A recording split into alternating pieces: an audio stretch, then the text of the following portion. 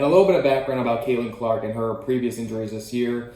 She actually was already sidelined for about 2 weeks with a left groin strain. And with these groin injuries, it's typically an injury to that muscle tendon junction, and you're going to have pain with, specifically for the adductors, you're going to have pain with palpation near around where those adductors really originate from, which is around that pubic bone, as well as they're going to have difficulty with conducting adduction of that hip thigh. So now we're thinking that it's a right groin strain for Caitlin Clark. We're going to take a look at some of the anatomical structures that can be involved with this type of injury. So when we take a look at our model here, we see that all of these muscles all play a role with adduction of the hip and that thigh. And that's basically bringing that hip and thigh towards midline here. So if we start from the top, we have our pectineus muscle right here. We have your abductor brevis, abductor longus, which is our typical muscle that would be strained with any groin strain injury.